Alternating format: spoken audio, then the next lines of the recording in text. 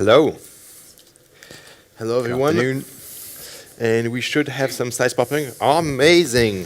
Okay. So we're doing this fireside chat, and which is a kind of a follow-up to the talk I did 2 hours earlier. We have just a few slides to present ourselves and express a few of the concepts that we want to go in.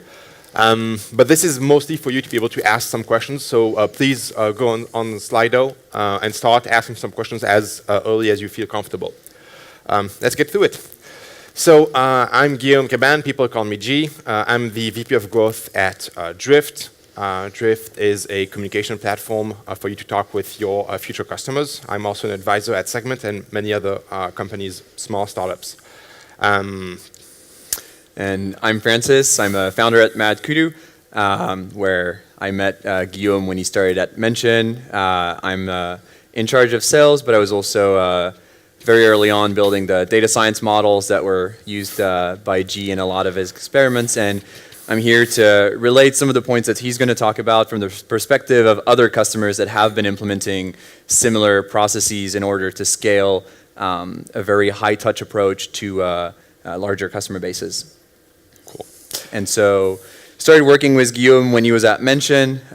Initially, it was very interesting. The first time I met him, he showed me this crazy flowchart he had in order to understand how to touch all the different people who were signing up for Mention. So based on your lead score, you would go into high touch, and then if you had a low lead score, you were going into marketing automation where they were pushing you to activate. If you did activate and you added multiple mentions, then you were pushed to a sales rep. So I immediately realized that he had a very good understanding of the requirement to be highly relevant in the sales process. And when he moved to Segment, he brought that with him, and we started even working further together. And now I'm excited to be helping more with Drift and being able to power chats by knowing when to pop up those chats and be highly relevant in them. So the first thing I think we want to cover, and G is going to speak more about this is one of the slides that generated a lot of questions earlier today, and it's mainly around the sales velocity. So I'll let you quickly talk to it. Yeah, so basically this is the performance of the MadKudu model for Segment. It just says that they're able to extract 80% of the revenue, of the future-looking revenue, from 16% of the leads, which is a very high performance. And so they classify that in 4 different buckets, from low to very good. And that 16%, the very good bucket, has 9 times the sales velocity. So it means that we make 9 times the dollars per minute or hour a day, whatever, working those deals. And so the next question is like, well, we did that as Segment, but how does it look like in most organizations? And in most organizations, it actually looks like this. You have a bunch of qualified leads, PQLs, people who sign up for your product, people who ask a demo request, and you don't know anything about them, and you're flying blind, all right? And the only way to know what's happening is to have your salespeople ask some qualifying questions to start understanding, are they qualified, are they not qualified, are they going to pay, are they not going to pay? That takes time, that has a cost. Right? And once you do that, you say, well, this lead is not qualified, or at least not qualified for sales, for high touch, so we're going to put them on marketing automation. And that other one is going to be high touch because there's more value, right? And that's very time consuming. And in effect, what you're doing is you're trying to replicate with humans what a good lead scoring model could do, which is to predict what action you should do at the moment that they sign up or they ask for a demo request, right? And predicting means placing them on the sales velocity chart, right? Which would look like this. And so it means that you can bucket and you can put those people, and you can predict, say, hey, this lead I know is not going to bring revenue, and that other lead will. And so the one who does, I will put a lot of effort, I will put a lot of marketing money, a lot of sales time, whereas that other, I'm going to put on marketing automation. And that's the defining thing. If you look at all of the growth hacks that I've published in the last 2 years, they all boil down to my ability to know beforehand what is the right amount of effort I need to inject into the system to get them just over the conversion. If you inject too much effort, you're not efficient. If you don't inject enough effort, they're not converting. And so that's exactly what you need to know. So that's the end of the slides. I think we have a few questions just to like get it started, and then we can just pop up the Slido right now to get that running. Yeah, absolutely. So it's always interesting to see that like being able to be relevant is important, and regardless of how you actually do any of this scoring, if you do it manually or such, it's about being able to be prescribing the right treatment to the right type of leads. So one of the things that I know I've heard many times after your presentations is how do you actually come up with these ideas, and like how can other people figure out what the sign-up flow should be for them and how they come up with these growth ideas? Yeah, so yeah, it's a question I get often. I think there's two answers to that. The first answer is obviously I'm crazy. And so that helps getting ideas.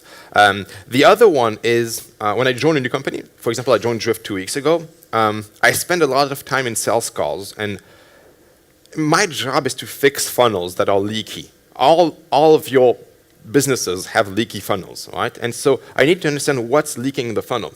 What part of the process is not efficient, which means where are humans spending time? And the topic of this presentation is scaling the unscalable. All right? And what people think of being unscalable is processes where they believe that a human is required. I'm not saying that there's none, we can cover that. But most of those processes, you don't need a human to do that. If you think of the sales process, you don't need a human until the very last end of it, which is closing. All the rest of the process, which is like collection data, qualifying, getting to know more, getting the contact to respond, can be completely automated, right, and create the same experience. And so I'm not creative, I just observe and I say, hey, this does not seem optimal. I believe I can find a way to automate it. Got it. And how do salespeople typically react, and maybe what would be the tip that, like the way people should present this to their sales team and VP of sales to be able to automate some part of what the salespeople are doing? Yeah. Well, I mean, the honest answer is obviously they are concerned at the beginning, at least, because they feel that they will be fired because I'm taking away like 2/3 of their current job. If you think of job as what they're spending their day doing, but that's not how I see their job. I see their job as where do they create value that they are uniquely good at. And I believe that they're uniquely good at closing deals. And so I'm convincing them that I can actually bring way more qualified leads to them that they will need to close, which means that they will bring more revenue, which means they will be more valuable for the company. It takes some convincing, right? So I usually find like one guy or girl that is, let's say, a bit more open to that idea, and I make them rich, right? And so then all the others then flock to the same idea. Got it. And so one question that came up, I think a couple times actually after your talk, was a lot of this is based on API products that can make mistakes. I mean, may it be Clearbit that might not have the information about a lead, or MadKudu that might score incorrectly. Like, how accurate does the system have to be to actually work? And how do you deal with, I mean, inaccuracies when actually talking to the sales team and working around false positives or negatives? Yeah, I think there's two answers I can give. The first one is what's the coverage rate of like stuff like Clearbit on the IP detection? And so the first answer is it's about 30%. Second answer is it's not great, but it's about 100% more than what you have right now, which is Lich, right? And so you're discovering opportunities where you were finding none. And so whatever that coverage is, if it's anything, it's good. Second part of the question is on false positives. That sucks, right? False positives are a real problem. So like if I use enrichment to discover something about a company or a person, and then I use that rich data to create an experience that's personalized, just like a salesperson would do, and that information is wrong, I am kind of insulting that contact, right? And that gets to the ears and the eyes of my salespeople, and they hate it, right? I like to draw the parallel with like AI in self-driving cars. I don't know if you read that story about Elon Musk telling us about the required accuracy in self-driving cars. And he tells you if it's 99.9%, it can seem high. It still means you're dying once every 1,000 trips. And that's a bad experience. Luckily for us in marketing, it's not the same, right? Yeah. If we have one email that's wrong every 1,000 emails, it's a bad experience, but we're generating so much cash, all right, that it's just collateral damage. Right. So we treat it as collateral damage in the very much the same way that sometimes some salespeople don't give you the great experience. So want to start taking some of those questions here, maybe? There's one that's absolutely. A few of those that are highly about So you can start with the first. So with so many different APIs, apps, and systems, how does this really work for a small startup? Yeah, surprisingly, it works well.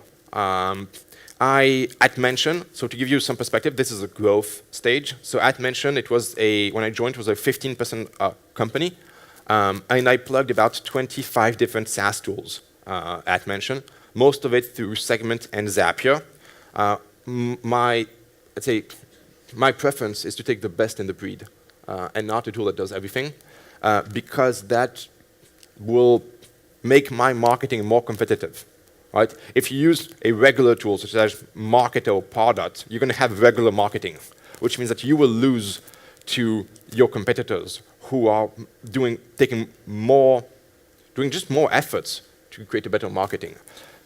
Right. I mean, one part of this that I see too is that you can look at that cost, and there's one cost that people usually tend to forget is the cost of hiring salespeople. Salespeople you churn them and they don't necessarily perform at the right level, and every time you get a new salesperson, you have to retrain them, get them through the process again, whereas an app or an API is configured once and it's going to work consistently. So that consistency in the operations actually can compensate for the complexity of having multiple. So once you have the setup in place, then you're basically just printing money. And that was one of the things that worked really well with Segment and then with other customers is that, sure, initially you have to set up this process where we have this dynamic sign up so that you don't have to input your information. It seems complicated, but once it's running and you're starting to see the revenue out of it, you no longer need to touch it. And your sales team might change, but that process is still bringing in the money. So I think that's really a valuable thing to take into account. Yeah, we call that evergreen campaigns. You set them up, they continue running. Right. So.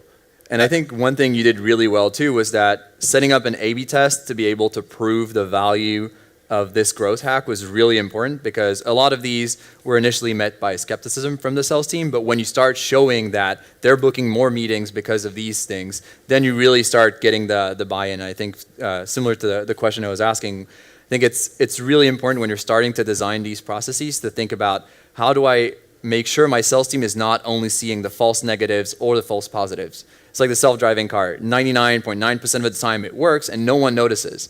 Everyone's going to notice the 0.1% of the time where it fails, and it's about figuring out, how do I show my sales team that 99% of the time my system is actually working the right way and it's actually helping them make their quota. Yeah, one way I've done that is that I actually have cut it for a few days, because they were becoming annoying, and they were like saying, this is not working the right way, we're having too many problems. They were, okay, no problem, I'm going to cut it.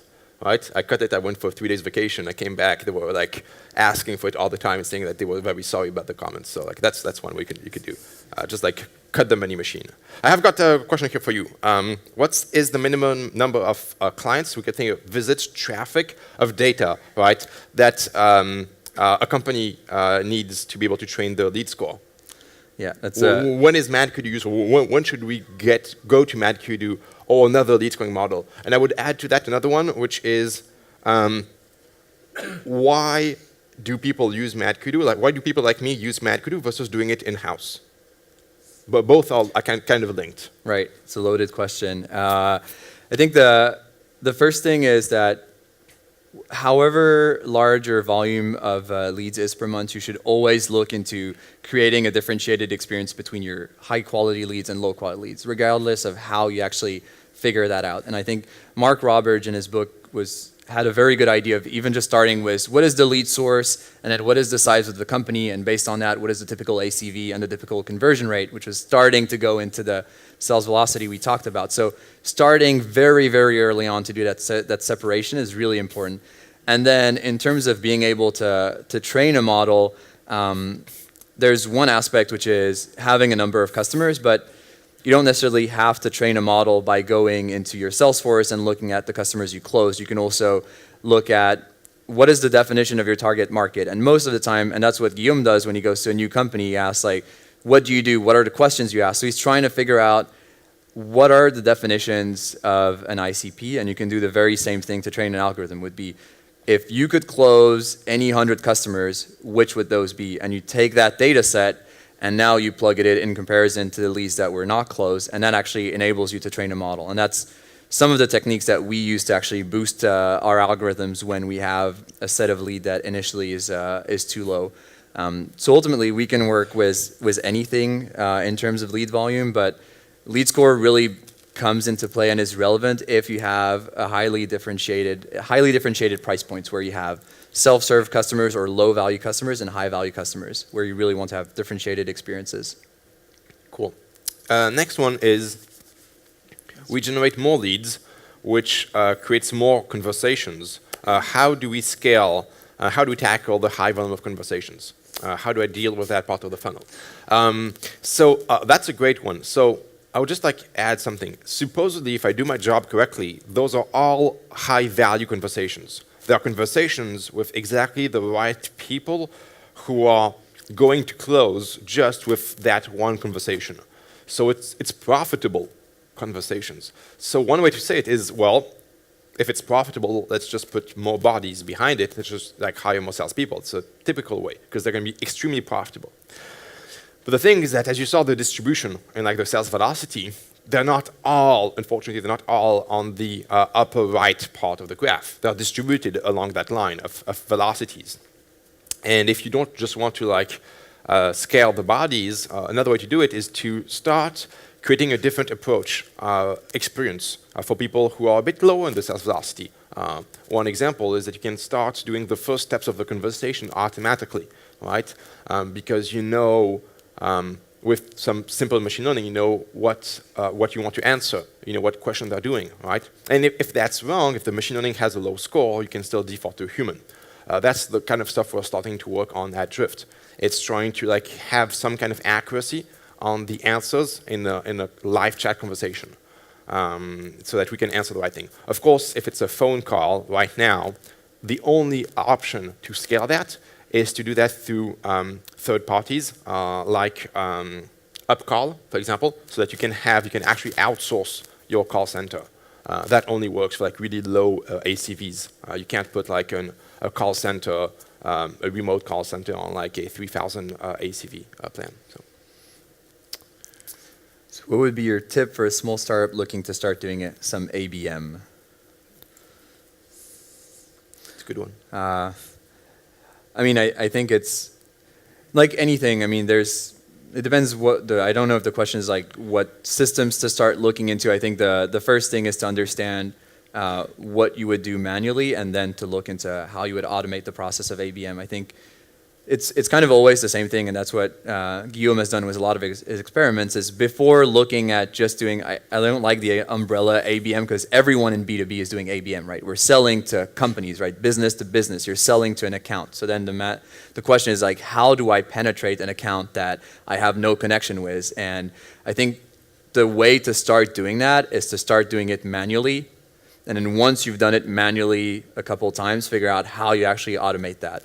I think before going to any of the really expensive ABM platforms, that would be the main starting point. Yeah. The next one I see is someone who just tried the website and says, hello, the RDS, and who thinks it's a bad experience. It's actually a great experience because technically that's an edge case. That's like the 1%, or like the 0.1% is like the people who are connecting from an organization, but it's not where they work. Right? And most of the time, people connect to a B2B website from their place of work, not from someone else's office. And so technically, this is the RDS, so that kind of worked well. So the next one is, what KPI do you recommend for marketing teams to ensure that they are aligned with sales? Yes, that's a good one. Qualified leads. I failed until I started to align on that.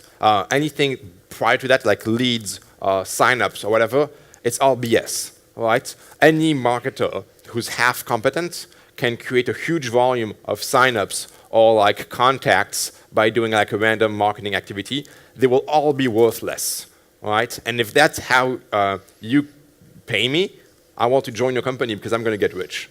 But you won't. And that's the point, all right? And so unless you align on qualified leads, which is the starting point of the sales process, you're not helpful for the organization, and you're not playing team with the sales team. I would actually, and I flip it in two directions. Usually when we work with customers, there's one component, which is the KPI for marketing, which is how many leads you want to generate. But the second one is ensuring you have an SLA with sales. So the SLA is, one part is how many of the MQLs actually convert to SALs, sales accepted leads, or the one minus the unqualified rate. That's really important because that's the actual alignment of sales and marketing. Like when marketing considers it qualified, the sales consider it qualified. And the second one is from a sales standpoint, what is the actual speed at which they work your MQLs? Because it's pretty easy to say, oh, the lead you gave me was cold if you always take 48 hours to reach out to those leads. And that's why automatically reaching out actually prevents that kind of delay. But yeah, I would insist on having SLAs in addition to KPIs. Yeah, that's a good one.